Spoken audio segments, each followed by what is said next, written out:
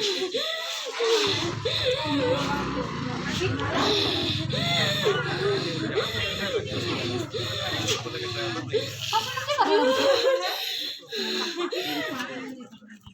के बाद में कुछ घंटा बाद में हम लोग को थोड़ा दिखने लगा, मुंह में पानी आने लगा और पेट में अजीब सा फीलिंग। खाना खाने के बाद बस एक फूल गोभी खाया, भात दाल और आलू फूल गोभी का सब्जी। करीबन 10 बजे आए थे हम लोग, 12 बजे, आधा घंटा बाद लेके। रात में कितना 2:30 बजे लगे यहाँ देखने के लिए?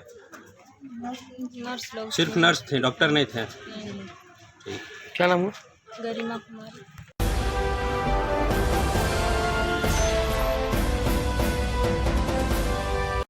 शुक्र है कि विषाक्त भोजन के सेवन करने के बाद और समय पर इलाज होने से 30 बच्चियों की जिंदगी बच गई।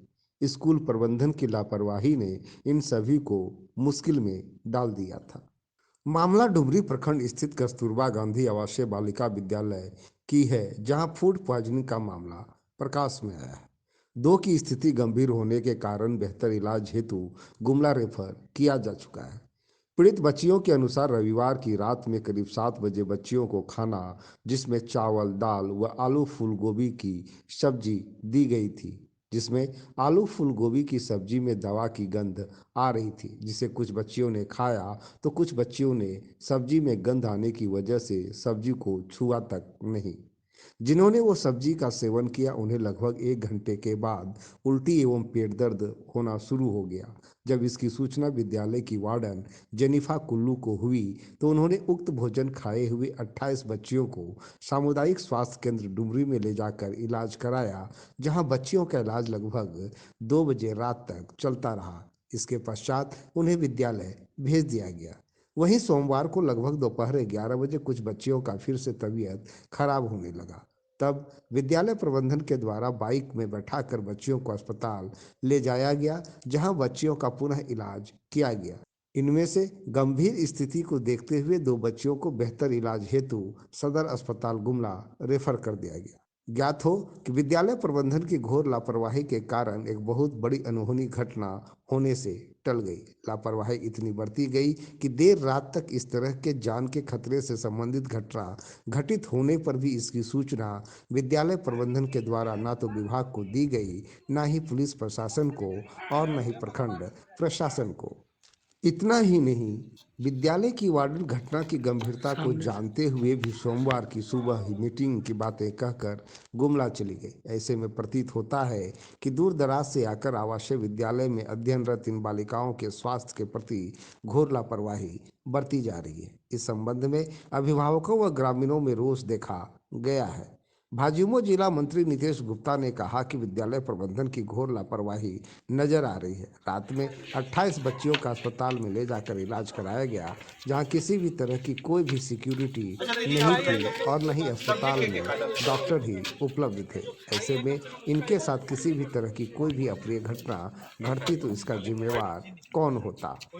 उन्होंने इस तरह के लापरवाह भरे कार्य करने वाले लोगों को चिन्हित कर उन पर कार्रवाई करने की मांग की है, ताकि भविष्य में इस तरह की घटना की पुनरावृत्ति ना हो। इस संबंध में डॉक्टर रोशन खलको ने कहा कि मामला फूड पॉइजनिंग का ही लगता है। खाद्य पदार्थ जैसे सब्जियों में किसी तरह के कीटनाशक की छिड़काव होने से ऐसा मामला हो सकता है। उन्होंने कहा 7 बच्चियों को भर्ती किया है, जिसमें 2 बच्चों को गुमला रेफर किया गया है। साथ ही ओपीडी में भी 20 बच्चियों को देखा, दवा देकर विद्यालय में ही आराम करने की सलाह दी है। गुमला से अजीत सोनी की रिपोर्ट।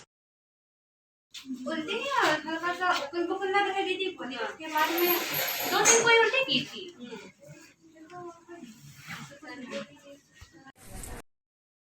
अब तो जांच करने से पता चलेगा ना, अभी हम कैसे कर सकते हैं कि फूड पॉइजनिंग है। अब बच्ची लोग पहले से भी बीमार है कि क्या है, अब तो देखेंगे। अभी कैसे कह सकते हैं कि क्या तबीयत खराब है, वोमिटिंग हुआ है। वह बच्ची लोग तो ठीक है, जो हमारे बच्चे हैं गई हैं, भेजा के जा रहा है जिला में। लापरवाह तो नहीं कहा जाए, इसलिए कि वो अपने आई थी इलाज करा के, मॉर्निंग तक बच्चे लोग ठीक थे, ऐसी कोई बात नहीं है। आज डीसी सर के साथ बैठे और हाँ सूचना मिल गया। आपका शुभ नाम सर? बीओ डुमरी। बच्ची जो आई है उसमें 7 बच्चियों को हमने भर्ती किया है।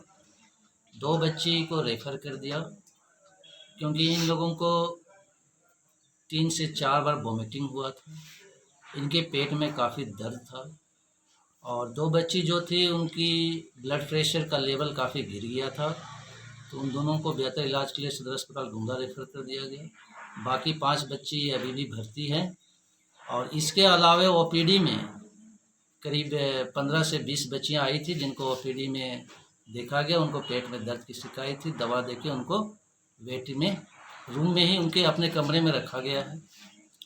ये सारे सिम्टम्स को देखते हुए यही अनुमान लगाया जा रहा है कि ये सभी फूड पॉइजनिंग की शिकार हो गई थी और इनके खाद्य पदार्थ से ही ज़्यादा चांस है कि इनके खाद्य पदार्थों की ही जांच होनी चाहिए। मैं डॉक्टर रोशन खलको, सामुदायिक स्वास्थ्य केंद्र डुमरी। ये जो देखिए मामला हुआ है रात में, कस्तूरबा गांधी आवासीय विद्यालय है, यहाँ बच्चियाँ रहती है सुदूरवर्ती क्षेत्र के, यहाँ पे फूड पॉइजनिंग का काम है। ये जो घटना घटी है रात में जानकारी मिली कि 8:30 से 9 बजे 18 बच्चियों को हॉस्पिटल लाया गया, एडमिट किया गया। पुनः उन बच्चियों को भेजने के बाद 1 बजे पुनः 4 बच्चियों को लाया गया और उनको 2:30 बजे ले गया गया।